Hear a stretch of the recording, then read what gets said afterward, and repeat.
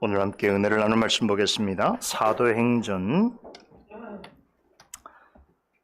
11장 19절에서 21절까지 말씀 함께 보겠습니다. 사도행전 11장 19절로 21절 말씀 봉독해 올리겠습니다. 때에 스데반의 일로 일어난 환란을 인하여 흩어진 자들이 베니게와 구브로와 안디옥까지 이르러 도를 유대인에게만 전하는데 그 중에 구브로와 구레네 몇 사람이 안디옥에 이르러 헬라인에게도 말하여 주 예수를 전파하니 주의 손이 그들과 함께 하심에 수도한 사람이 믿고 주께 돌아오더라. 아멘.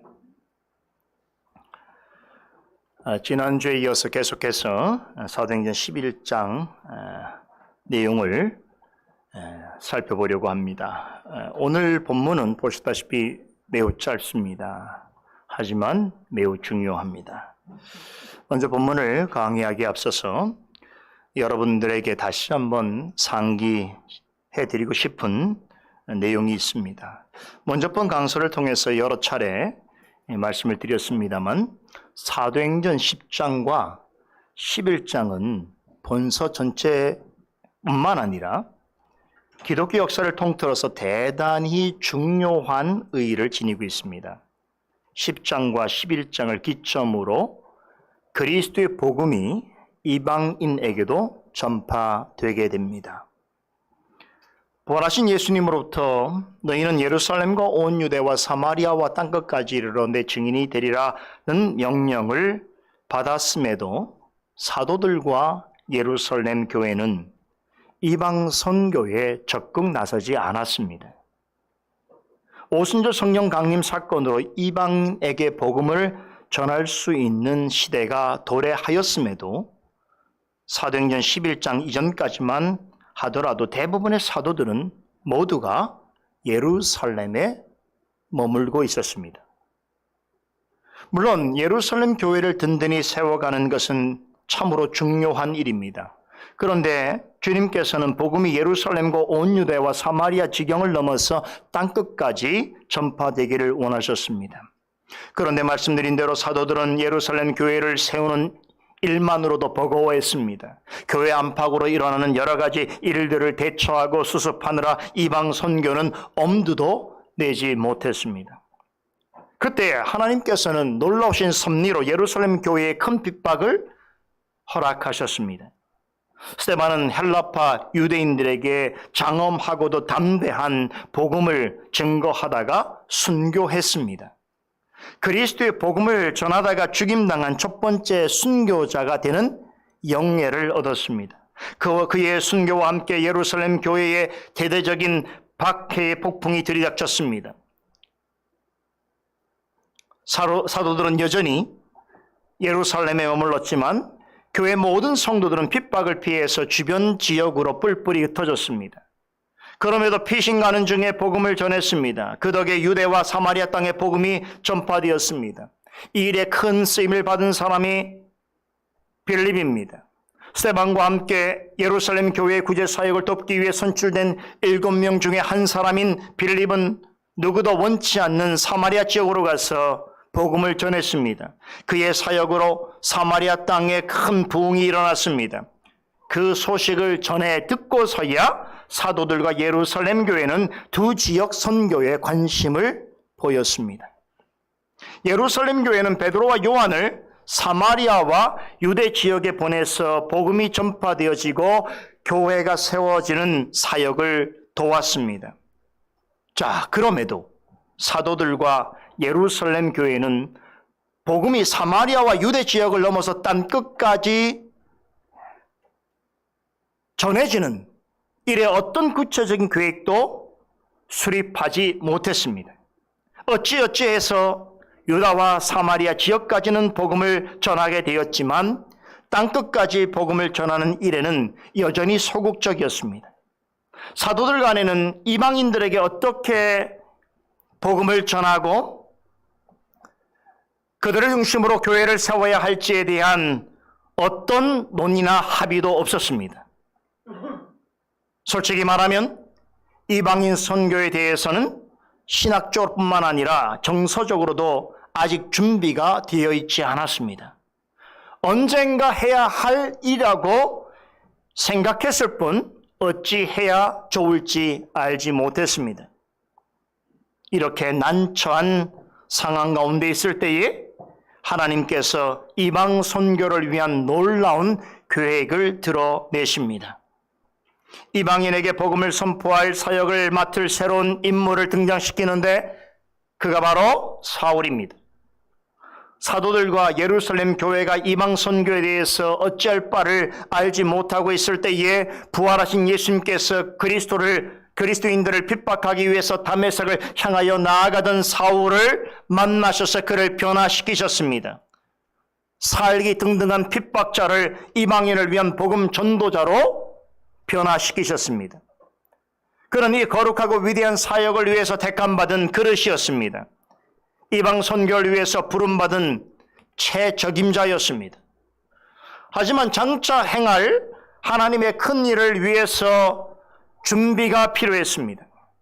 예수를 만난 즉시 잠시 동안 다메섹과 예루살렘에서 복음을 증거했으나 얼마 후에 하나님께서는 그를 아라비아와 그의 고향으로 보내셨습니다. 본격적인 사역 현장에 부르실 때까지 무려 13년이라고 하는 세월 동안 광야와 초야에 묻혀서 만반의 준비를 하게 하셨습니다. 하나님께서 이방 선교를 위해 이런 계획들을 구체적으로 실행해 가시는 중에 있었으나 사도들과 예루살렘 교회는 하나님의 뜻과 일하심에 대해서 전혀 인식하지 못하고 있었습니다. 그뿐 아니라 이방 선교에 대하여 갈피를 잡지 못하고 있었습니다. 빌립은 이방 사람 에디오피아 네시에게 복음을 전했지만 사도들은 그 누구도 이방 선교에 직접 나서지 못했습니다. 이것이 사도행전 9장까지의 이야기입니다. 이야기를 더 전개하기 전에 이쯤에서 이런 질문을 갖게 됩니다. 그렇다면 이방 선교 사역은 대체 어떻게 되어지는 것인가? 사도 바울이 이방인의 사도로서 준비 기간을 마칠 때까지 올스톱 되어야만 하는가? 모두가 손을 놓은 채 바울이 역사의 전면에 다시 나타날 때까지 한량없이 기다려야만 한다는 뜻인가? 사도들과 예루살렘 교회의 태도를 본다면 이런 의문을 갖지 않을 수 없습니다. 그러나 하나님의 생각은 사람의 생각과 다르십니다. 사도 바울이 이방 선교의 준비를 위해서 10수년간 집거 생활에 들어간 중에도 이방 선교를 차질 없이 진행시키시고자 하시는 분명한 계획을 가지고 계셨습니다. 이를 위해 두 사람을 준비해 놓으셨습니다. 누구입니까? 로마 백부장 고넬료와 사도 베드로입니다. 하나님께서는 어느 날 경건한 이방인 고넬료가 기도하고 있을 때에 그에게 신비한 현상을 담은 환상을 보여주셨습니다. 그러나 그는 그 환상의 의미를 알지 못했습니다. 천사의 지시에 따라서 요바에 머물고 있는 베드로를 초청하게 됩니다. 그런데 마침 그 시각에 베드로 역시 기도하는 중에 같은 환상을 보게 됩니다.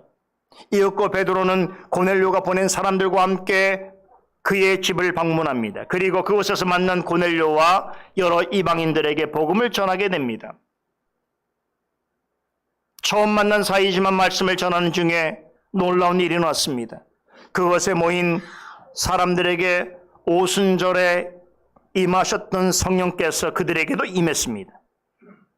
고넬료와 이방인들도 일전에 베드로와 유대인 성도들이 받은 성령을 받게 된 것입니다. 그것이 사실인 것을 깨달은 베드로는 그들에게 예수 그리스도의 이름으로 세례를 베풉니다. 그렇게 해서 베드로는 공식적으로 복음을 이방인에게 전한 최초의 사도가 되었고, 고넬료는 사도가 전하는 복음을 듣고 변화된 최초의 이방인 그리스도인이 되었습니다. 이로써 하나님께서는 바울이 이방인 사도로서 준비되고 있는 동안 베드로와 고넬료를 통해서 이방 선교의 실제적인 포문을 여셨습니다. 이 내용이 사도행전 10장에 자세히 기록되어 있습니다. 이어지는 11장은 크게 두 가지 이야기를 전합니다. 지난 시간에 살펴본 전반부 1절에서 18절까지의 내용은 예루살렘 교회에 속한 유대인 형제들과 사도 베드로 사이에 불거진 논쟁을 소개합니다. 그리고 오늘부터 살펴보게 될 후반부에서는 이방인으로 구성된 최초의 교회인 안디옥 교회의 탄생 소식을 전해주고 있습니다.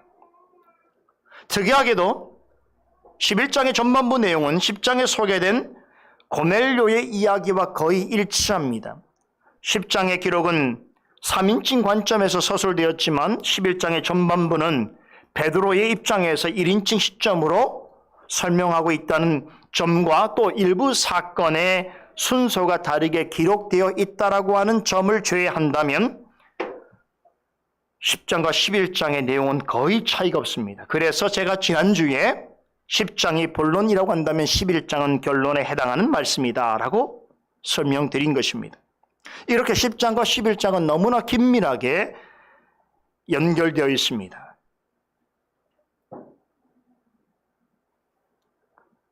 (11장의) 전반부 내용이 최초의 이방인 그리스도인에 관한 것이라고 한다면 11장의 후반부는 최초의 이방인 교회에 관한 기록입니다.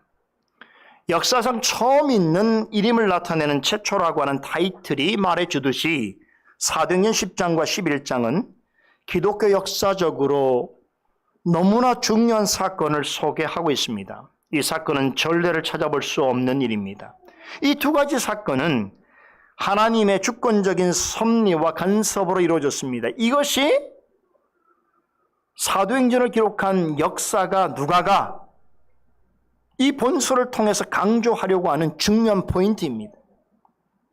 아무튼 이방인 선교의 획기적인 시작을 알리는 고넬료와 그의 집에 모인 이방인들에게 일어난 사건은 얼마 지나지 않아서 예루살렘에 있는 유대인 형제들에게도 전달되었습니다.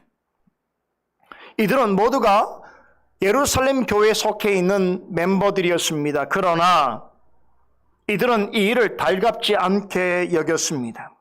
할례를 받지 않는 이방인들이 성령을 받고 세례를 받아서 이제 자신들과 같은 교회의 일원이 된다는 것에 그들은 불만을 제기했습니다. 사도들이 전한 복음을 듣고 그리스도를 믿기로 한 사람들이지만 그들은 여전히 유대인들입니다.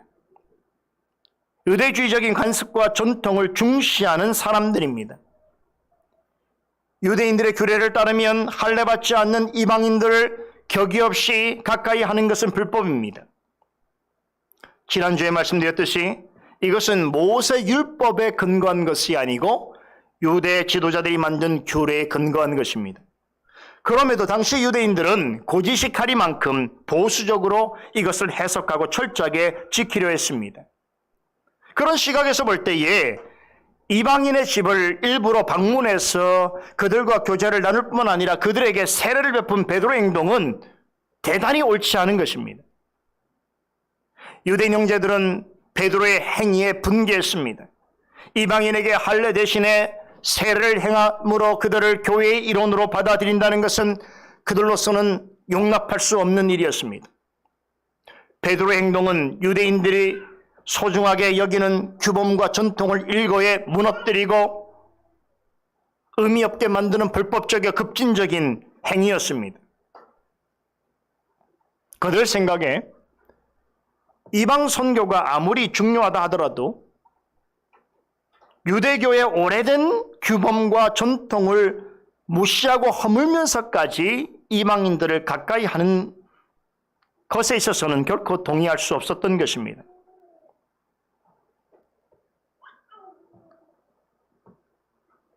저는 지난주에 이와 관련해서 말씀을 드리면서 이들이 보인 태도가 잘못된 것이긴 하지만 어느 정도는 이해할 만한 이라고 말씀을 드렸습니다. 이들은 예루살렘 교회에 속한 일원이기 이전에 오랫동안 유대교적인 신앙 전통의 정체성을 가지고 살아온 유대인들입니다. 유대교에서 기독교로 개종한 지 얼마 되지 않은 사람들이란 말이지요. 그들은 말은 그리스도인이지만 정신에 있어서는 여전히 유대교적인 영향 가운데 살아가고 있는 사람들입니다. 여러분, 사람이 단번에 그렇게 쉽게 바뀔 수 있겠습니까? 만일에 여러분들 중에서 아주 오랫동안 기독교 문화와 전혀 다른 문화 속에서 오래 살아왔다가 예를 들면 유교적인 문화에 오래 살아왔다고 생각하십시다. 그런 사람이 교회에 와서 세례를 받고 교인이 되었다고 해서 당장에 성숙한 그리스도인이 될 수 있을까요? 대단히 보기 어려운 일입니다. 그래서 교회에서 인내를 갖고 교육할 수밖에 없는 거예요. 교회에 들어와서 세례받고 교회를 다닌다고 해서 성숙한 성도가 되는 게 아닙니다. 반드시 시간이 필요하고 배움이 필요한 것이. 여러분, 이들의 근본적인 문제는 사도 베드로에게 이런 태도를 취한 것이 아닙니다. 그들이 사도 베드로의 행위를 힐난한 것에 대해서는 옳지는 않지만 그들의 입장에서는 최선의 행동입니다.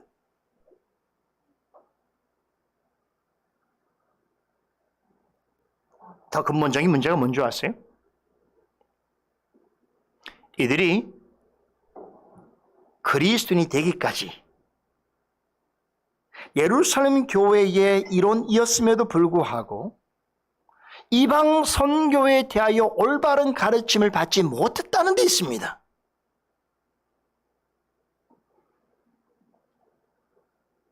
오순절 성령 강림 이후에 예루살렘 교회는 여러 가지 어려움과 환난 중에서도 든든하게 세워져 가는 중에 있었습니다. 하지만 11장 전반부의 사건을 통해서 알 수 있는 한 가지 확실한 팩트가 있습니다. 그러나 그때까지만 하더라도 예루살렘 교회는 이방인의 개종 문제나 이방 선교에 대해서 제대로 된 입장을 표명하지 못했습니다. 이 문제에 관해서 사도들과 예루살렘 교회에 속해 있는 성도들이 하나의 공통된 가르침에 그들이 논의하고 협의하지 못했습니다. 따라서 예루살렘 교회에 속해 있는 유대인 형제들이 베드로의 행위를 보고 힐난하게 된 것은 너무나 자연스러운 행위입니다. 바르게 전하는 자가 없는데 어떻게 제대로 된 깨달음을 얻을 수 있겠습니까?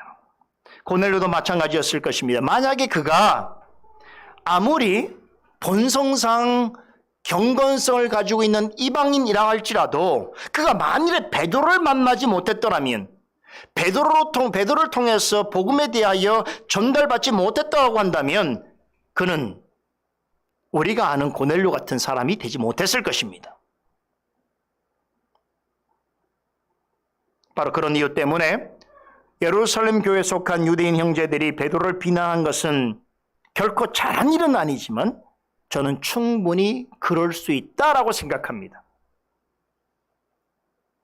그럼 베드로는 고넬료 사건 후에 왜 예루살렘을 방문한 것일까요? 여러분, 거기 가면 자신을 반대하고 비난할 사람들이 있을 거라는 생각을 하지 못했을까요? 전혀 그렇지 않습니다. 그 역시도 고넬료를 만났을 때 자신을 고넬료가는 이방인을 찾아온 것이 얼마나 유대인으로서 어려운 사실에 대하여 그는 이미 고백했습니다. 그렇다면 예루살렘 교회에 속해 있는 대다수의 유대인 형제들이 자신의 행동에 대하여 어떻게 판단하고 있을지 그는 이미 알고 있었습니다. 그럼에도 불구하고 그는 왜 예루살렘을 방문하게 되었을까요?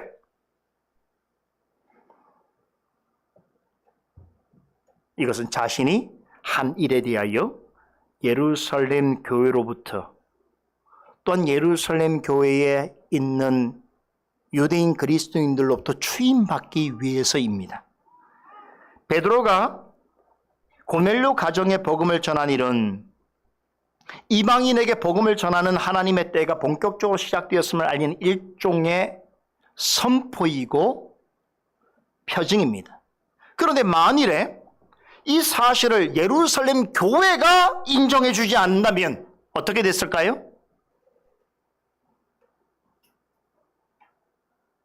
만약에 베드로가 고넬료에게 한 행위를 예루살렘 교회가 그것은 하나님의 뜻과 무관한 것이며 잘못된 행위라고 규정한다면 베드로 자신과 앞으로 전개될 이방 선교 사역은 어떻게 될까요? 아마도 베드로는 이단으로 낙인 찍혔을 것입니다. 그리고 이방 선교는 굳게 문이 닫히게 되었을 것입니다.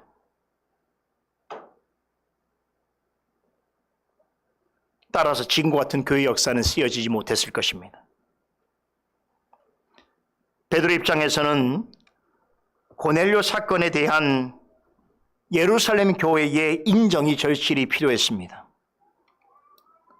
하지만 예루살렘에 도착하자마자 위기를 만나게 된 것이지요. 베드로가 한 일에 불만을 품은 유대인 형제들이 몰려와서 강하게 문제를 제기했습니다. 자, 그러나 위기지만요, 다르게 생각해 보면 기회이기도 합니다. 왜냐하면 이로써 베드로가 자신이 경험한 그 일에 대하여 공개적으로 그들에게 이야기하며 설득할 수 있는 절호의 찬스이기도 했기 때문입니다. 여기에 하나님의 깊으신 섭리가 있습니다. 하나님께서는 베드로와 예루살렘 교회가 이방 선교에 관한 일을 함께 논의하고 해결할 수 있는 기회를 마련해 주셨습니다. 그래서 베드로는 자신에 대하여 격앙해 있는 유대인 형제들 앞에서 고넬료와 관련해서 겪은 경험담을 있는 그대로 전했습니다. 이 일을 통해서 깨닫게 된 것을 이제 지난 시간에 말씀드렸던 11장 전반부의 결론에 제시되고 있는데요. 한 17절, 18절 한번 다시 한번 보세요. 그런즉 하나님이 우리가 주 예수 그리스도를 믿을 때에 주신 것과 같은 선물을 저희에게 주셨으니 내가 누구건대 하나님을 능히 막겠느냐 하더라.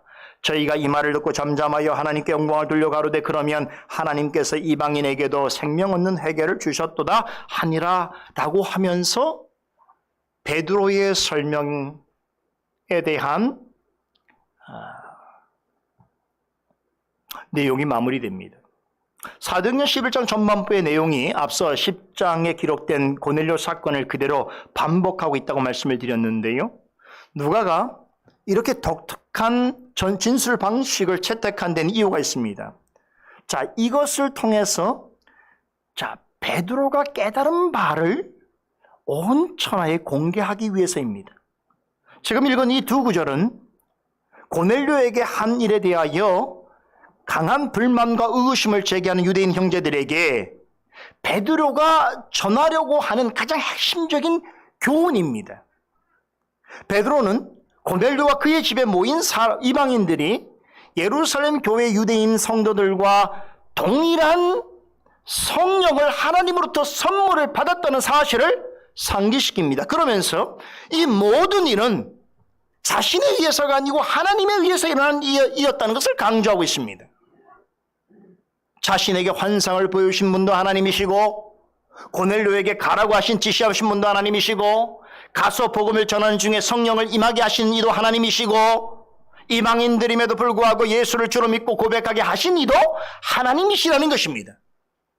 이 모든 일을 하나님이 하셨는데 자신이 무엇이라고 하나님이 하시고자 하시는 일을 막을 수 있었겠느냐 하는 것이지요.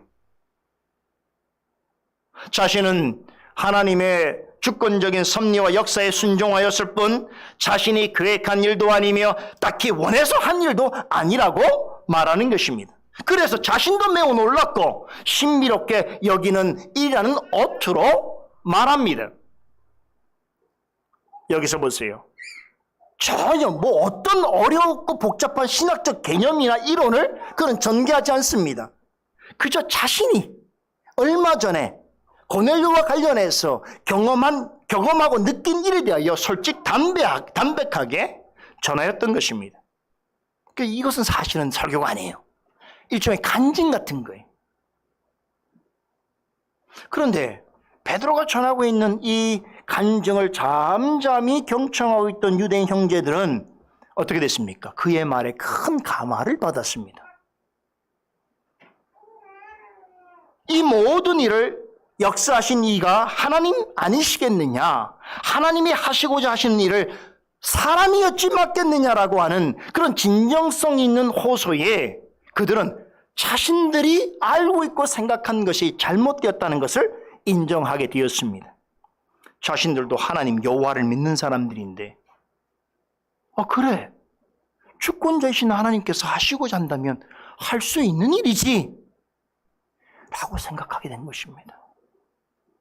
그래서 설교도 아닌 간증을 듣고 그들은 순순히 자신의 생각을 내려놓고 베드로의 말에 공감했습니다. 그제서야 베드로를 향한 불신과 의심의 눈초리를 거두고 하나님께서 이방인에게도 생명 얻는 회개를 주셨구나 라고 하는 놀라운 고백과 함께 하나님께 영광을 돌렸습니다. 이 말은 예루살렘 교회에 속한 가장 보수적인 유대인 성도들조차 이제 베드로의 설명을 듣고 이방 선교는 하나님의 정하신 숙명 같은 뜻이구나 하는 것을 받아들이게 되었다는 것을 말해주고 있습니다. 여러분, 이 일을 위해서 하나님께서 베드로로 하여금 예루살렘을 방문하게 하신 것입니다. 참으로 놀라운 기대 이상의 결과이지요. 예루살렘 교회의 사도들과 모든 유대인 성도들은 이방인 그리스도인을 자신들과 같은 믿음의 공동체 일원으로 받아들이게 되었습니다. 다시 말해서 예루살렘 교회가 공식적으로 이방인을 하나님의 동일한 백성으로 인정하게 된 것입니다. 이로써 예루살렘 교회에 의해서 이방인 선교의 정당성과 합법성을 인정받게 된 것입니다. 자, 그렇다면 이제부터 전개될 이야기는 뭘까요? 이방인들에게 본격적으로 복음이 전파되는 일과 곳곳에 이방인 교회가 설립되어지는 일이 아니겠습니까? 논리적으로 충분히 생각해 볼 수 있는 일이죠. 예루살렘 교회가 이방인 선교를 공식적으로 인정하게 된 것은 복음 전파 역사에 있어서 기념비적이라고 할 만큼 매우 획기적인 사건입니다. 왜냐? 예루살렘 교회에 속해 있는 사람들은 대부분 유대인들이에요. 그것도 고지식한 유대인 관습과 전통을 지금도 중시하는 사람들이었단 말이에요. 그런 이런 사람들이 이제 이방인 전도에 대해서 하나님 뜻이라는 것을 확증하고 인정하게 되었다는 것은 역사 속에서 엄청난 놀라운 변화를 일으킬 만한 획기적인 놀라운 사건이었다는 것이죠. 사람이 연출할 수 있는 일이 아닙니다. 하나님의 놀라우신 간섭하심이 있어야만 이룰 수 있는 일입니다. 여러분, 예루살렘 교회는 특별한 교회입니다. 왜 그렇습니까? 모든 초대 교회의 모교회와 같은 것입니다. 이 교회는요, 오순절 성령 강림의 역사로 세워진 교회이고 예수님의 직계 제자였던 사도들과 첫 번째로 복음을 전해드린 유대인 성도들로 구성되어 있는 교회이지요. 그러므로 베드로는 고넬료에게 복음을 전한 이를 계기로 이방 선교를 공식적으로 예루살렘을 교회를 통하여 추임받기를 원했던 것입니다.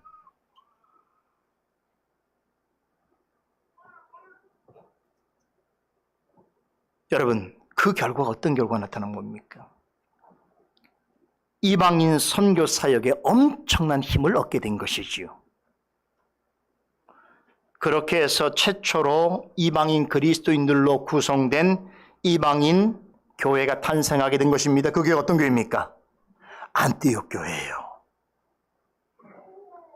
여러분, 사도행전 10장과 11장은 이런 엄청난 이야기를 우리에게 전하고 있습니다. 이 두 장을 제가 신약 성경 전체를 통틀어서 가장 중요한 장 중에 하나라고 말씀드린 이유를 이제 아시겠습니까? 어떤 분들 중에는 오늘 제가 다시 한번 앞서 있었던 내용을 전달드리는 것을 이미 전했던 강설 내용을 반복해서 전하는 것이라고 그렇게 생각할 분이 있을지 몰라서 제가 말씀을 드립니다.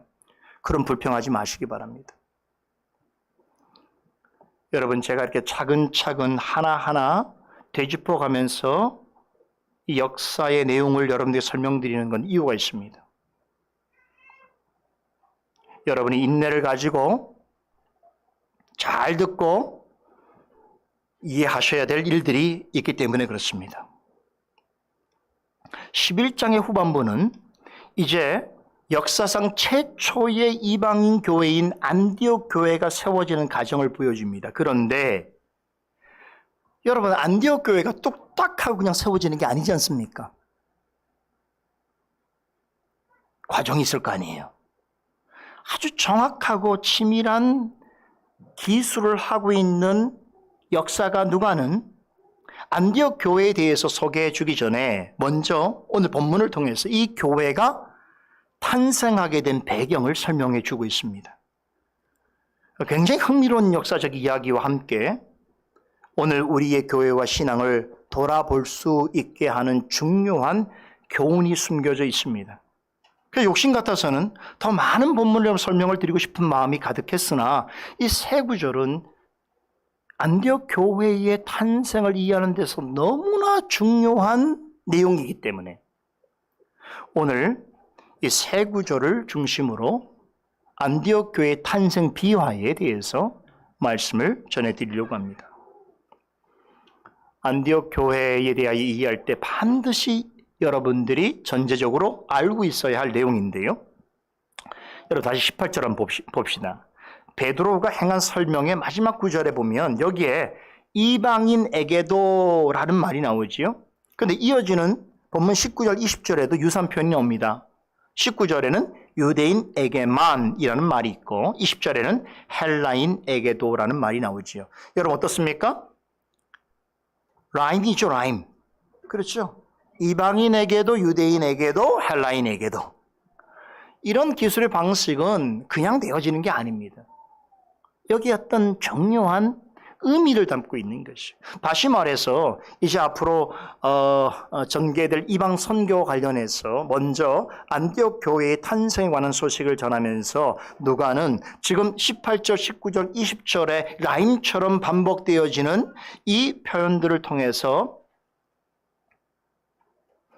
앞으로 전개될 선교의 방향이 어떠할지를 이미 예단적으로 우리에게 말해주고 있는 것입니다. 즉 지금까지는 복음이 유대인에게만 전하여졌지만 이제부터는 헬라인과 이방인에게 집중적으로 전파되게 될 것에 대하여 암시해주고 있는 것입니다. 물론 유대인들에게도 계속 복음이 전파될 것입니다. 하지만 사도행전의 역사는 11장을 기점으로 그 이후부터는 땅끝까지 복음이 전파되어지는 과정에서 이방인들에게 복음이 증거되어지는 내용을 주로 다루고 있습니다. 그 13장 이후로 사도행전의 모든 이야기는 이제 사도 바울이라고 하는 인물의 선교 사역을 초점을 맞춰서 이야기가 진행됩니다. 그래서 그때부터는 사도행전의 이야기는 사도 바울의 선교적 행적을 따라서 시간 순으로, 연대 순으로 소개하고 있습니다. 정말로 흥미진진한 이야기들이 너무나 많이 나옵니다. 정말로 공부할 것이 많고 배울 것이 많습니다. 그 중에 오늘 본장에 나오는 안디옥 교회는 사도 바울이 이방 선교 역사의 전면에 나타나기 전에 이루어진 복음 전파의 사역의 열매, 그 중에서도 가장 중대하고 주목할 만한 결실을 우리에게 소개해 주고 있는 것입니다. 그러니까 사도 바울이 이방인 선교를 주도적으로 앞으로 행하게 되는데 그 전에 이미 이방인 선교 역사가 어떤 열매를 가졌느냐, 그것이 앞으로 나타날 사도 바울의 선교 사역에 어떤 토대를 마련해 주고 있느냐를 우리에게 소개해 주고 있는 거예요. 여러분, 세상에 모든 교회는 교회를 개척한 스토리가 있지요. 우리 교회도 교회를 개척한 이야기가 있지요. 안디옥 교회도 마찬가지입니다. 복음 전파를 통해서 세워진 최초의 이방인 교회라는 점에서 이 교회의 탄생은 교회사적으로 대단히 중요한 의미를 지니고 있습니다. 안디옥 교회의 탄생을 이해하려면 먼저 사도행전 8장에 나오는 스데반 순교 사건으로 거슬러 올라가야 할 필요가 있습니다. 앞서 설명드린 것 같이 스데반의 순교로 촉발된 이 대대적인 핍박으로 사도들을 제외하고는 예루살렘 교회에 속해 있던 거의 모든 성도들은 주변 지역으로 흩어졌습니다. 본문 19절에 나오는 누가의 설명을 따르면 그때 흩어진 사람들 중에 베니게와 구브로와 안디옥으로 가게 된 유대인 성도들이 있었다는 것이죠. 이 베니게는 지금은 레바논이라고 하는 나라에 위치해 있는 베니키아라고 하는 지역이고요. 구브로는 지중해에 있는 키프로스 섬입니다. 그리고 안디옥은 지금은 시리아와 터키의 국경에 있는 도시인데요. 이제 제가 다음에 기회가 있을 때 여러분에게 이제 그 사도 바울의 전도 여행이 나오면 제가 지도를 통해서 하나하나 설명을 드릴 거예요. 이게 굉장히 중요해요. 사도 바울이 이게 전도하는 게 그냥 되어진 게 아니고 다 성령의 인도함을 따라서 되어지는 것인데, 여러분들 중에서 오늘 끝나고 돌아가는 길에 한번 집에 가서 성경 지리 한번 보세요. 오늘 이 예루살렘으로부터 흩어진 사람들이 안디옥까지 어떤 여정을 거쳐서 가게 되는지를 한번 확인해 보시면 좋을 것입니다. 베니게와 안디옥은 예루살렘이 있으면요, 예루살렘이 북쪽에 위치해 있어요. 북쪽 지역에 있거든요. 그런데 이 구브로는 이 지중해죠, 지중해. 이 지중해에서 그러니까 예루살렘 입장에서부터 서쪽이죠. 근데 지중해 입장에서 동쪽에 있죠. 맨 동쪽에 있는 제법 큰 섬입니다. 지중해 여러 섬들이 있는데 그 중에 세 번째로 큰 섬이에요. 많은 사람들이 살고 있는 제주도만큼 큰 섬입니다. 자, 그 구브로라는 섬이 있는데요.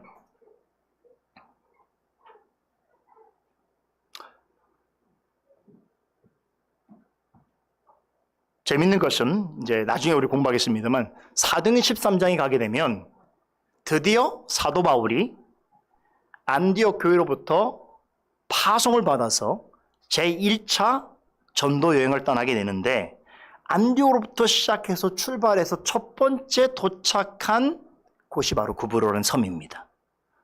여기서 정말 엄청난 사건을 경험하게 됩니다. 궁금하시죠?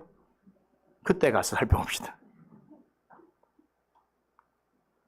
본문 19절이 말하고 있는 바는 이것입니다. 스데반의 순교로 인해서 일어난 핍박을 피해서 흩어진 일부 유대인 성도들이 베니게와 구브로와 안디옥까지 오게 되었다는 것인데, 여러분 우리가 기억하죠? 사도행전 8장에 보게 되면 그 예루살렘에 핍박이 있었을 때에 많은 사람들이 흩어지면서 어떻게 했다고 그랬습니까? 가는 곳마다 거기에서 복음을 전했다고 그랬죠?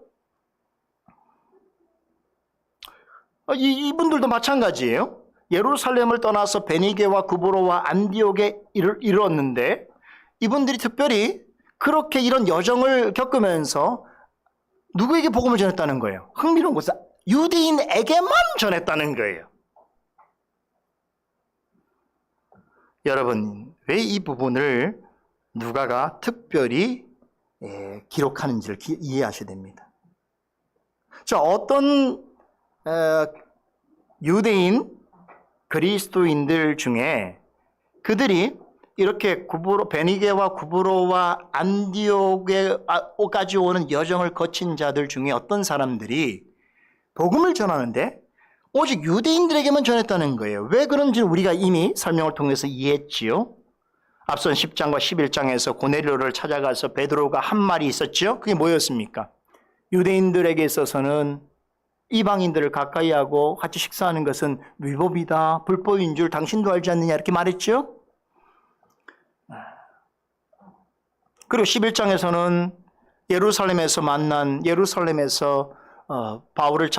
베드로를 찾아왔던 그 유대인 형제들이 왜 하필 고넬료의 집에 찾아가서 그와 교제를 나누고 그에게 세례를 베풀었느냐? 그는 할례받지 못한 이방인인데 라고 하는 그런 비난을 했었지요. 지금 이들도 같은 생각을 가지고 있었던 것입니다. 이들은 이미 이전에 사도들이 증거하는 복음을 듣고 그리스도인이 되기는 했지만 여전히 유대교적인 간섭과 전통 아래에 있었던 사람들입니다. 이방인에게 복음이 전해져야 된다는 사실에 대해서는 알고 있었지만 유대인으로서 할례받지 않는 이방인과 교제를 하거나 이들을 같은 교회 일원으로 받아들이는 것에 있어서는 꺼려했습니다. 이들은 복음 전파에 대단한 열정이 있어서 이렇게 박해를 피해서 가는 피난 가정 중에서도 복음을 전했습니다만, 그러나 우리가 앞서 살펴봤던 유대인 형제들처럼 이방 선교에 대한 하나님의 뜻과 계획을 올바르게 이해하지 못했던 터라 가는 곳마다 누구를 찾아요? 자신의 동족들만 찾아서 복음을 전했던 것이죠. 이것이 잘못된 일이라는 것을 이해시켜 주시기 위해서 하나님께서 예배해 두신 인물이 있었죠. 바로 고넬료라는 사람이죠. 베드로는 하나님의 뜻에 순종해서 고넬료에게 복음을 전했습니다. 이 일로 그리스도를 믿고 고백한다 하면서도 여전히 유대주의적인 사상과 아집에서 벗어나지 못하는 그들의 생각이 잘못되었음을 지적하셨습니다. 고넬료 사건을 통해서 복음은 반드시 이방 세계로 전파되어야 하고 이방인을 구원하는 것은 하나님의 기뻐하시는 뜻이라는 것을 만방에 드러내신 것입니다. 자, 이런 중에 한 가지 놀랄만한 일이 일어났습니다. 스데반의 일로 예루살렘으로부터 안디옥까지 오게 된 흩어진 유대인 성도들 중에 놀랍게도 아까 어떤 이들은 베니게와 구브로와 안디옥의 여정을 거쳐서 온 사람들은 오직 유대인들에게만 복음을 전했는데, 또 어떤 유대인들은 똑같이 예루살렘을 떠나서 안디옥까지 왔는데 이 사람들은 누구에게 복음을 전했다고요? 할라인에게 복음을 전했다는 거예요. 즉 이방인들에게 복음을 전했다는 거예요.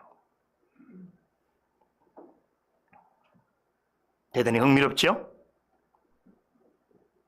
20절에 의하면 이들은 구브로와 구레네 출신의 유대인 성도들입니다. 이런 사람들을 가리켜서 디아스포라로 그러죠. 박해로 인해서 흩어진 사람들이. 그런데 오순절 성령 강림의 역사로 그들은 예루살렘 교회 성도들이었습니다.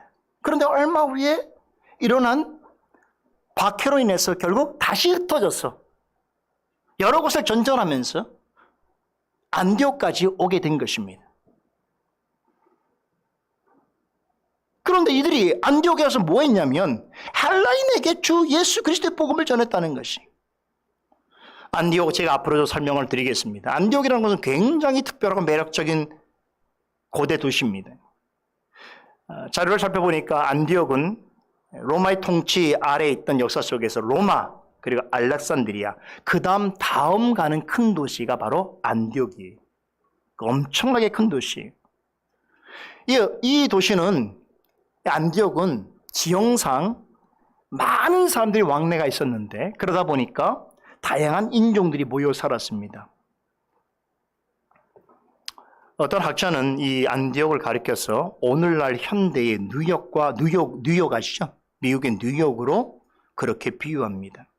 뉴욕처럼 아주 멋진 건물들과 잘 포장된 넓은 도로와 큰 공원과 수많은 공연장과 상업시설들이 질비했다는 것이지요.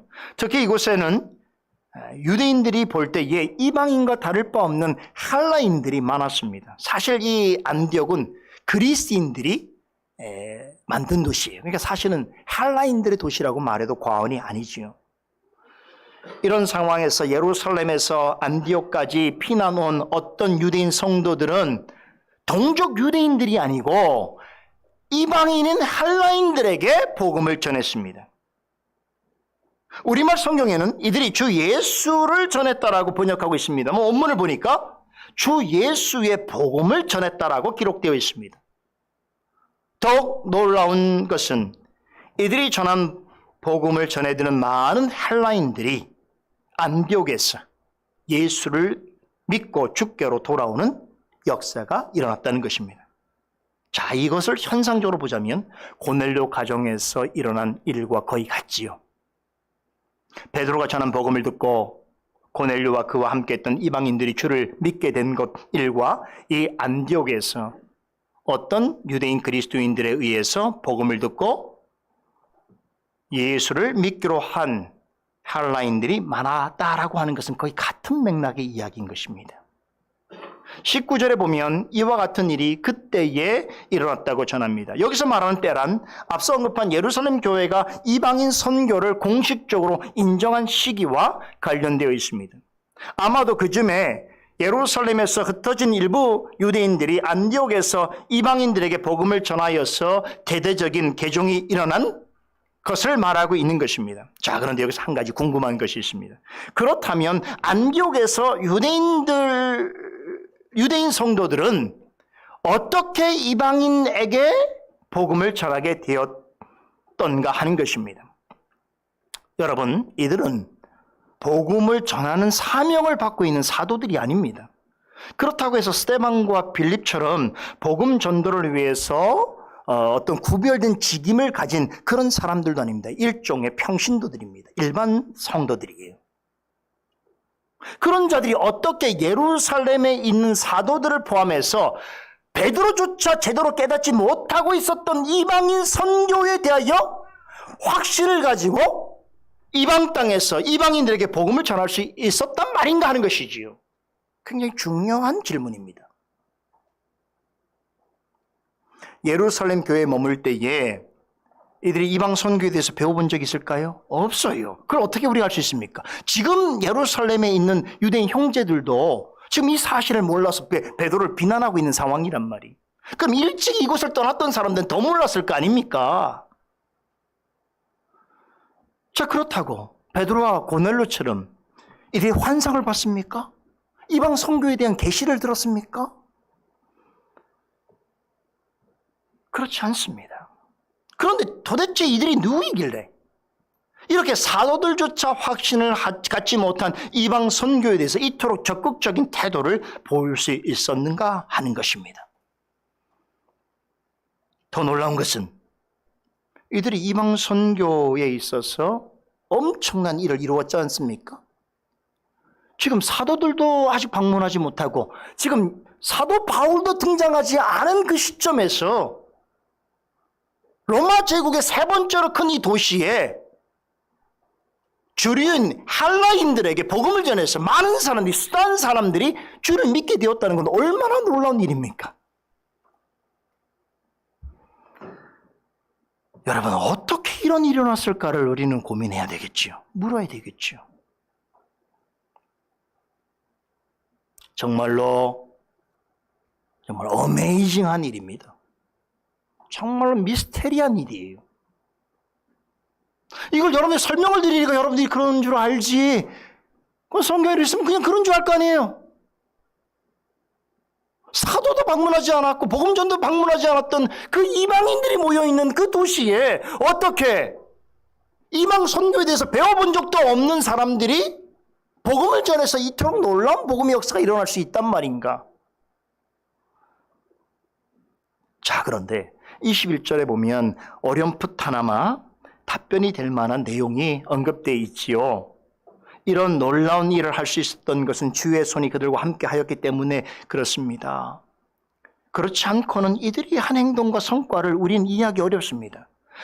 무명의 일반 성도들임에도 불구하고 많은 이방인들에게 복음을 전하여 그들을 주께로 돌이킨 것은 하나님의 능력이 함께하지 않았다면 이거는 불가능한 일이었겠지요. 자, 그런데 그렇다고 하더라도 우리에겐 해소되지 않는 부분이 있습니다. 이들은 유대인 평신도들임에도 불구하고 어떻게 이방 선교에 대한 하나님의 뜻과 계획을 정확하게 간파할 수 있었는가? 사도나 복음 전도자들이 아님에도 불구하고 이방 땅에 사는 이방인들에게 복음을 담대하게 어떻게 선포할 수 있는 생각을 가지게 되었는가 하는 것입니다. 하나님의 능력이 함께하였다는 것은 이들이 복음을 전한 행위와 그 결과와 관련된 표현이지요. 저의 물음은 이들이 사도들조차 깨닫지 못했던 이방 선교에 대해서 일반인, 유대인, 평신도들임에도 불구하고 이 부분을 어떻게 정확하게 깨닫고 이방인들에게 복음을 전파할 수 있었는가 하는 것입니다. 자, 베드로를 예를 들어서 한번 생각해 보십시다. 베드로는 이방 선교가 하나님의 기뻐하신 뜻이라는 것을 어떻게 깨닫게 되었습니까? 그는 먼저 환상을 듣고 환상을 보고 계시를 들었습니다. 그런데 그것으로 깨달았습니까? 제대로 깨닫지 못했지요. 일단 말씀에 순종하여서 고넬료를 만나고 그에게 복음을 증거하는 중에 비로소 하나님께서 이방 선교를 시급히 원하신다는 것을 깨달아 알게 되었습니다. 그러면 안디옥에서 이방인들에게 복음을 전한 평신도 유대인들은 이 사실을 어떻게 깨닫게 되었을까요? 베드로처럼 환상을 보고 계시를 들었던 것입니까? 아니지요. 만일 그와 같은 일이 있었다고 한다면 치밀한 성품의 역사가인 누가는 어떤 형태로도 이들에 관하여서 한마디는 언급했을 것입니다. 그런데 누가는 이에 대해서 아무런 언급도 하지 않습니다. 이 말은 이들이 이방 선교에 대하여 확신하게 된 것은 베드로와 다른 방식으로의 깨달음을 얻었다는 뜻입니다. 그럼 어떤 방법이었을까요? 환상을 보고 계시를 듣는 것과 같은 초자연적이고 기적적인 방법이 아니라면 복음 진리를 정밀하고 정확하게 깨닫는 방법은 무엇일까요? 한 가지밖에 없습니다. 그것은 주의 말씀을 상고하고 묵상하는 중에 깨닫게 되는 것입니다. 사실 이것은 진리를 깨닫는 데 있어서 훨씬 더 일반적이고 보편적인 방법입니다. 베드로와 고넬료가 한 경험과 비교해보면 더 잘 알 수 있습니다. 말씀드린 것 같이 베드로는 환상과 직통계시라고 하는 비상적이고 특별한 기적을 통해서 이방 선교에 대한 하나님의 뜻을 전달받았습니다. 말씀드린 대로. 하지만 베드로는 이것을 경험하고도 그 의미를 제대로 알지 못했습니다. 고넬료도 마찬가지지요. 결국 베드로는 자신을 향해 비난하는 자들에게 그래서 뭘 얘기합니까? 자신의 경험담만 들려줄 뿐 그것이 의미하는 바가 정확하게 무엇인지를 교리적으로 낱낱이 설명하지 못합니다. 그가 하는 말이 뭡니까? 나도 잘 모르지만 하나님께서 하라고 하신 대로 순종하였을 뿐이다. 어떤 사람이 하나님께서 하시고자 하는 일들을 막을 수 있겠느냐? 라고 하는 답변을 준 것뿐입니다. 여러분, 이게 잘못됐다는 게 아니고 베드로가 이방 선교에 대하여서 깨닫게 되어지는 중요한 수단이었던 환상과 계시를 통하여 그가 이 이방 선교에 대해서 확신하게 된 부분이 이 부분이에요. 여기가 최상이에요. 물론 나중에 이제 베드로가 사도 바울이 전하는 그런 복음들을 듣고 서로 교류를 나누면서 이제 신학적으로 교리적 체계적인 이해를 하게 됩니다만 이때까지는 그는 아직도 모르는 거예요. 그냥 하나님이 하라고 하시니까 한 것이라고 고백한 거예요. 그러니까 자신의 경험담밖에 말할 수 없으니까 간증을 한 것이죠. 설교를 한 게 아니란 말이에요. 그런데 이에 비하면 안디옥에서 이방인들에게 복음을 전한 이 무명의 유대인 성도들은 베드로처럼 초자연적인 기적을 경험하지도 않고 계시를 듣지도 않았음에도 불구하고 복음을 정확하게 이해했습니다. 더욱 놀라운 것은 베드로가 고넬료에 가서 복음을 전한 것은 자신의 의지보다는 성령의 강권하신 개입에 의해서라고 그는 강조했지요. 다시 말해서 그는 충분히 이해는 못하지만 하나님께서 하라고 하시니까 내가 순종한 것이다라고 그렇게 고백한 반면에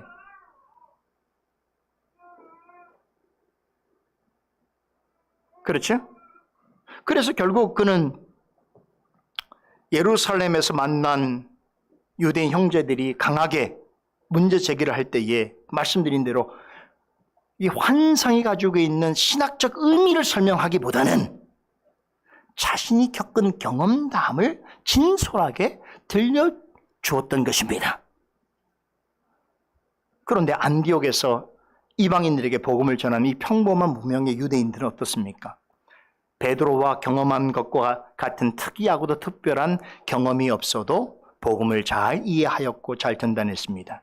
그럴 수 있었던 것은 전에 들은 복음을 가지고 그 의미를 깊이 묵상하고 그것을 깨닫기 위해서 성령께 간구하였기 때문입니다.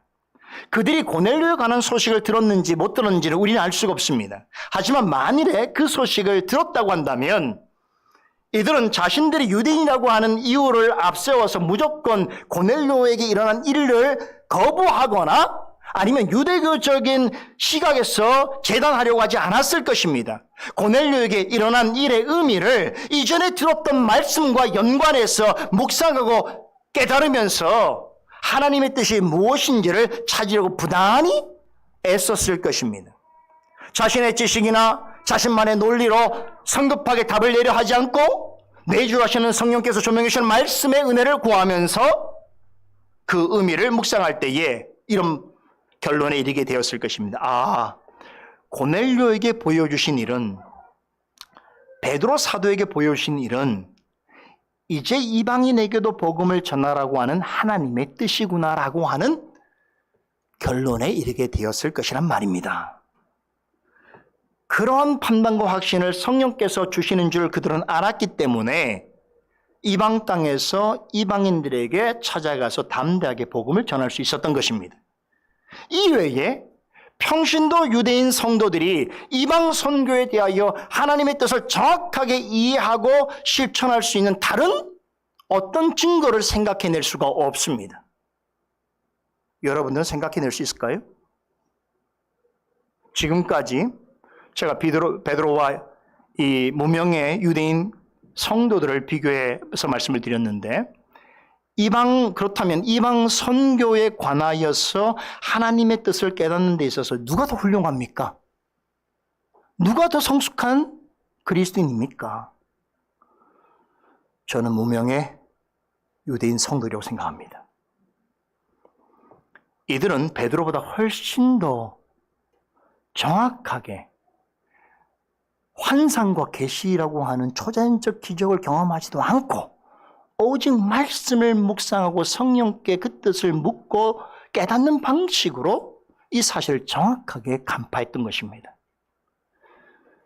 물론 지금이 아니고 성경에 보면 환상과 계시와 꿈과 치유 같은 기적을 통하여 하나님의 뜻을 알아가는 이야기들이 있습니다.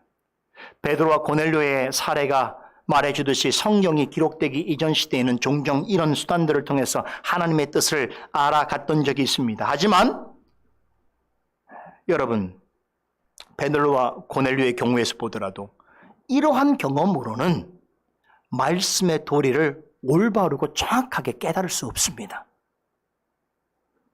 환상을 보고 계시를 들은 베드로와 고넬료도 그것의 진정한 의미를 어떻게 깨닫게 됩니까?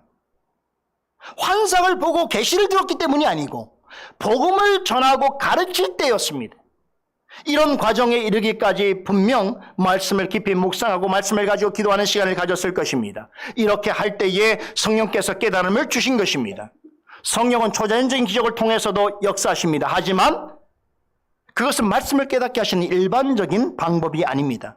말씀을 듣고 묵상하고 기도하는 가운데 말씀의 참된 뜻을 명료하게 드러내시는 것이 성령께서 하나님의 뜻을 알려주시는 보편적인 방법입니다.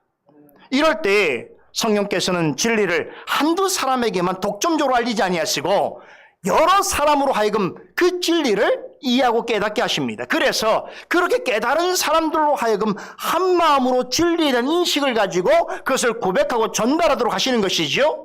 본문 20절과 21절에 증거하는 안디옥에서 일어난 일이 딱 그렇습니다. 그래서 이들은 한두 사람이 아니고 그렇게 모여있는 다수가 같은 생각을 가지고 같은 복음의 이해를 가지고 같은 마음으로 이방인들에게 복음을 전할 수 있었던 것이지요. 안디옥에서 일어난 일과 관련해서 이제 한 가지만 더 말씀을 드리고 강서를 마무리하겠습니다. 안디옥에서 일어난 일은 이전 역사에서는 볼 수 없었던 일입니다.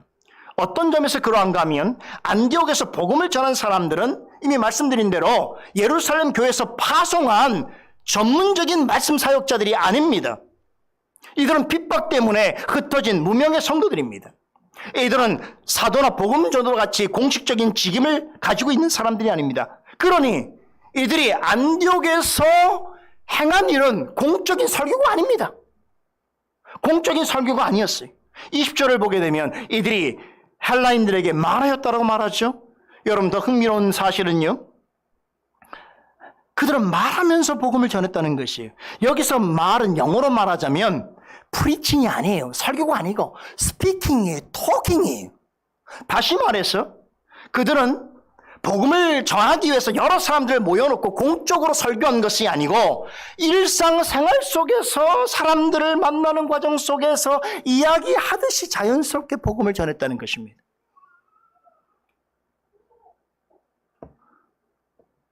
그런데 놀라운 역사가 있었던 거예요.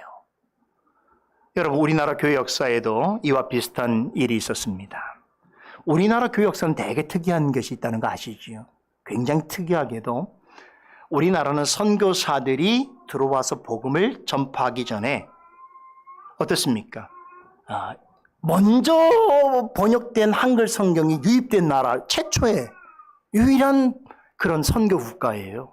그러니까 보통은 선교사들이 복음을 가지고 들어와서 그 말을 자기 나라 말로 번역해서 이렇게 돌리는데, 선교사가 들어오기도 전인데 중국 만주에서 선교하던 스코틀랜드 출신의 그 존 로스와 존 맥켄타이어라고 하는 선교사가 조선 땅에 복음을 전하기를 간절히 열망하고 있었는데, 그래서 어떻게 합니까? 평양성을 남록강 근처에 있는 평양성을 왔다 갔다 하면서 누구를 만나냐면 평안도 출신의 의주 청년들을 만나게 돼. 이 사람들이 보찜 쥐고 조선에서 압록강을 건너서 만주로 왔다 갔다 하면서 물건을 사고 파는 사람들이에요. 상인들이에요.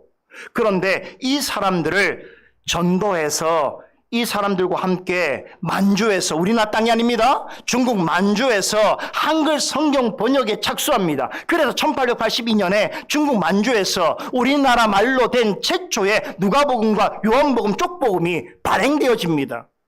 그때 의주 청년들이 이 성경을 자신의 보찜에 들고 몰래 꽁꽁 숨겨서 국내로 들어와서 반입시킵니다.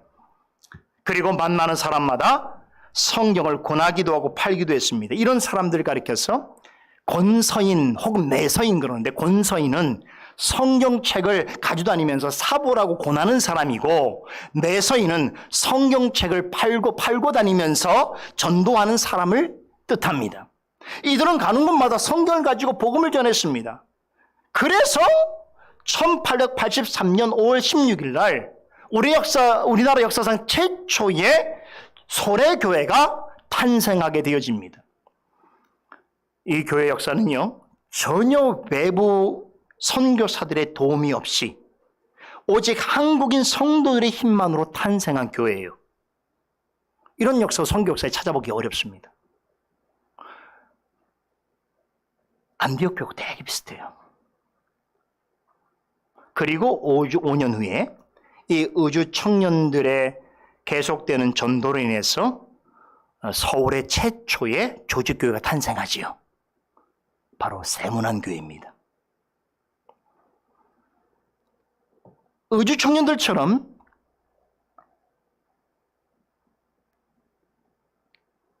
이 안디옥 교회에서도 평신도들의 전도에 의해서 복음 전파에 있어서 바로 안디옥 교회가 탄생하게 되는 것입니다.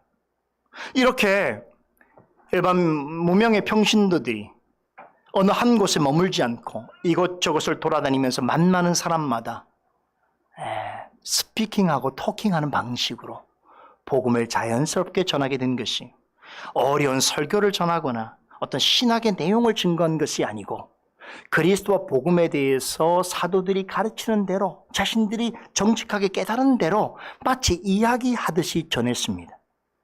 그래서 유대인들에게도 전하고 이방인들에게도 전한 것입니다.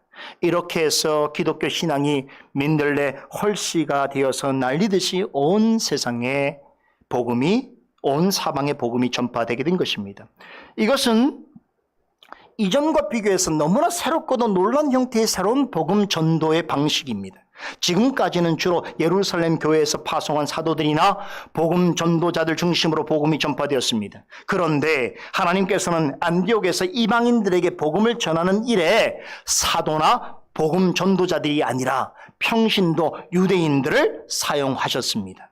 사도들과 복음 전도들로서는 모든 일을 다 할 수 없는 것이지요. 하나님께서는 그들의 손길이 닿지 않는 부분에 성령 충만한 평신도를 보내셨습니다. 그들은 무명의 성도들입니다.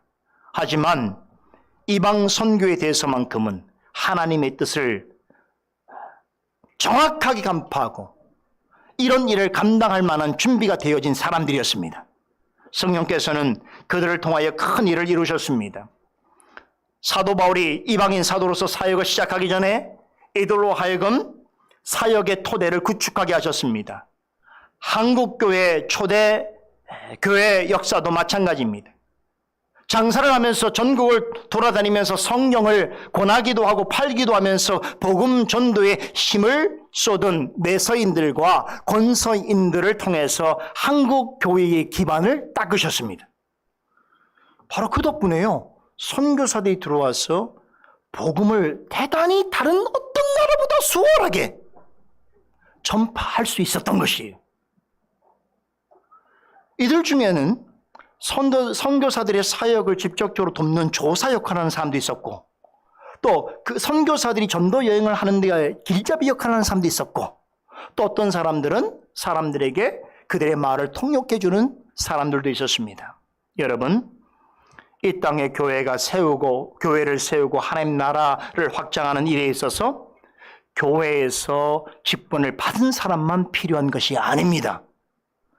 교회의 보내심을 받아서 복음을 설파하고 말씀을 해명해야 하는 이런 일에 있어서는 말씀 사역자가 대단히 필요하고 또 그런 말씀 사역자가 요구되어집니다. 그러나 그렇다고 해서 평신도가 중요하지 않거나 덜 중요하다고 생각하면 안 된다는 것이에요. 하나님께서는 평신도들에게 교육자가 감당할 수 없는 일을 맡기시기도 하고 때로는 교육자보다 더 크고 중대한 하나님의 일을 감당하도록 하시기도 하십니다. 하나님의 나라는 직분을 받은 사람들에 의해서만 건설되어지는 것이 아닙니다.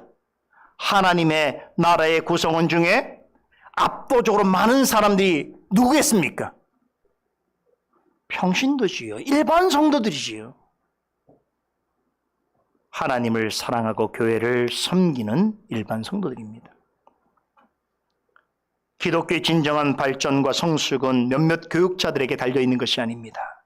항상 복음을 듣고 배우기를 즐거워하고 들은 말씀을 묵상하고 그렇게 살아가기를 소원하며 일상생활 속에서 자신에게 주어진 일을 기쁘게 또한 성실하게 감당하고 무엇을 하든지 하나님 앞에서 죽게 하듯하는 마음으로 살아가는 평신도야말로, 일반 성도들이야말로 하나님 나라를 힘있게 세워가고 기독교 역사를 위대하게 건설하는 주역임을 잊지 마시기 바랍니다. 우리 모두 그런 주역이 되도록 애씁시다. 기도하겠습니다. 거룩하신 하나님, 은혜를 감사합니다. 오늘도 우리에게 허락해 주신 사도행전의 귀한 말씀을 잘 깨닫고 또 주신 은혜를 품고 우리에게 원하시는 합당한 일들을 잘 감당해가는 우리와 교회가 되게 하여 주시옵소서. 예수 그리스도 이름으로 기도드리옵나이다. 아멘.